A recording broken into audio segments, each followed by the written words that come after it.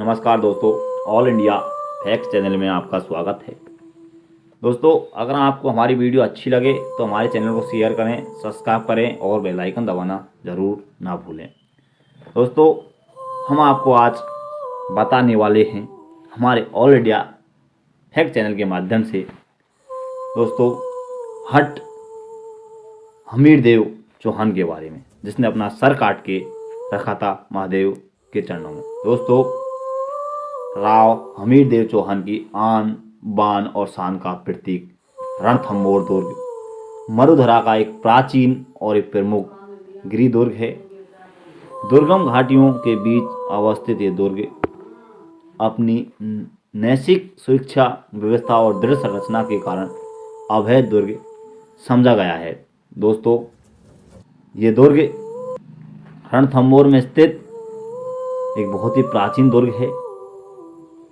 दोस्तों, दिल्ली से निकटता तथा मालवा और मेवाड़ के मध्य में होने के कारण रणथंभौर दुर्ग पर निरंतर आक्रमण होते रहे थे और जुलाई 1301 ईस्वी में कई आक्रमणों के बाद अलाउद्दीन खिलजी का अधिकार हो गया था।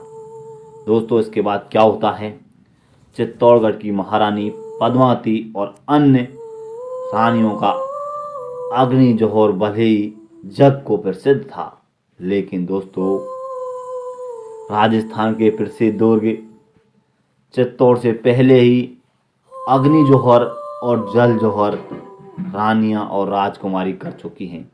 जी हाँ दोस्तों, रणथंभौर दुर्ग में हमीरदेव और अलाउद्दीन खिलजी के बीच युद्ध के बाद रानी रंगा देवी ने अन्य रानियों के साथ जौहर किया था।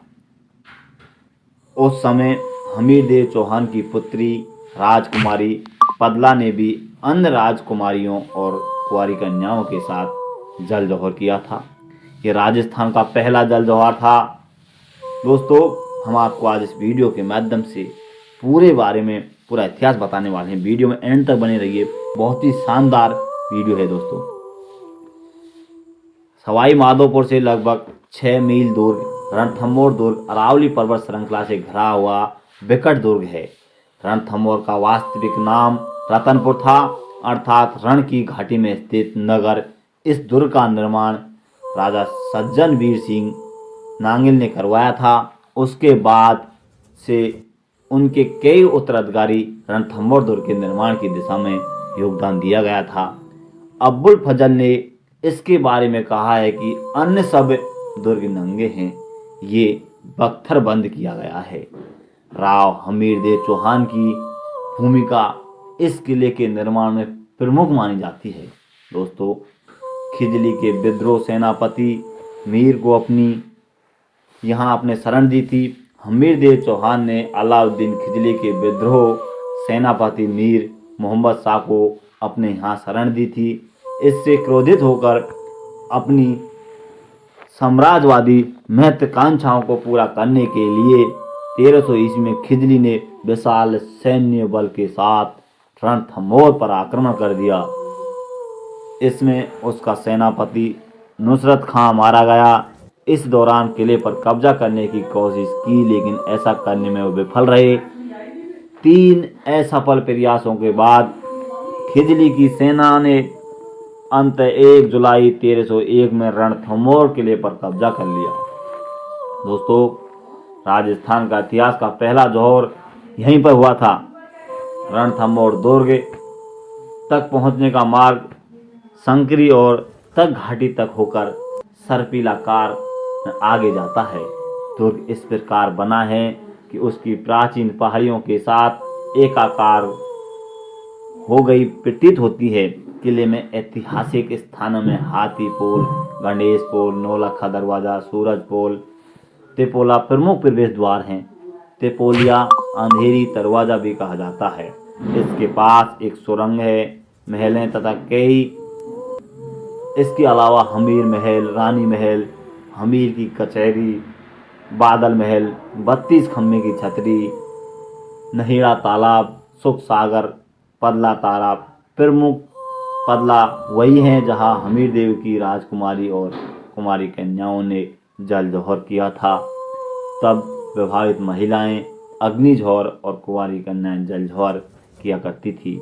दोस्तों, दुर्ग में भारत का पहला त्रिनेत्रधारी गणेश मंदिर रणथंभौर दुर्ग का गणेश जी का मंदिर कई मामलों में अनूठा है। इस मंदिर को भारतवर्ष का ही नहीं पूरा विश्व में पहला गणेश मंदिर माना जाता है। यहाँ पर गणेश जी त्रिनेत्रधारी के रूप में विराजमान हैं। यहाँ प्रतिमा स्वयंभू प्रकट हैं। देश में ऐसा केवल 4 गणेश प्रतिमाएं हैं। इसे रणथंभौर मंदिर भी कहा जाता है। ये मंदिर 1579 फीट ऊंचाई पर अरावली और विंध्याचल की पहाड़ियों में स्थित एक खासियत है। यहाँ आने वाला पत्र घर में शुभ काम को प्रथम पूज्य को निरंतर भेजा जाता है। इतना ही नहीं, परेशानी होने पर उसे दूर करने की अरदान भक्त यहाँ पत्र भेज कर लगाते हैं। रोजाना हजारों निमंत्रण पत्र चिट्ठियाँ डाक पहुँचती है। कहते हैं यहाँ सच्चे मन से मांगे मुरादें पूरी हो जाती हैं। दोस्तों, विश्वासघात रणवल हाथीपोल पर काटा शीश। ऐसी मानता है कि अंतिम युद्ध में हमीर सिंह जी जीते थे। स्थानीय स्तर पर किंवदंती है कि अलाउद्दीन खिलजी के साथ जब अंतिम रण के लिए हमीर सिंह सेना के साथ गए तो उन्हें रानियों से कहा कि युद्ध के बाद केसरिया झंडा लहराएं तो समझना कि हमारी जीत हुई है, और यदि खिजली के काले झंडे लहराएं तो हार। युद्ध में हमीर जीत गए थे, लेकिन उनकी 3 विश्वासघात सेनापति रणमल, रतपाल और सामंत भोजराज अपने सैनिकों के साथ काले झंडे लहराते हुए दुर्ग की तरफ भागे।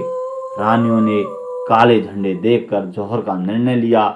किंवदंती है कि हमीर ने शिव को शीश दिया था। हमीर देव ने हाथीपोल के पास रणमल को पकड़ा और तलवार से उसका शीश काट दिया। बाकी दोनों कमांडरों ने आगे आकर गणेश पोल को बंद कर दिया। तब हमीर अपनी इष्ट देव शिवजी का स्मरण करते हैं तो शिवजी कृपा से उनका घोड़ा पवन वेग से उड़ता हुआ किले की दीवारों को पार कर जाता है। लेकिन हमीर के पहुंचने से पहले ही रानियां अग्नि जौहर और राजकुमारी जल जौहर कर लेती हैं। ये देखकर हठी हमीर देव चौहान अपना शीश काटकर शिव को समर्पित कर देते हैं। शिवजी शीश को देखकर प्रसन्न हो जाते हैं और उन्हें सब कुछ देना चाहते हैं, लेकिन हठी हमीर देव लेने से इनकार कर देते हैं। दोस्तों, एक हठता के कारण उन्होंने अपना शीश का दान किया था, और इसी को देखते ही ये दूर दराज और दुनिया में प्रसिद्ध हमीर देव हठ हमीर देव के नाम से विख्यात हो गए थे। तो दोस्तों, आपको अगर हमारी ये वीडियो अच्छी लगे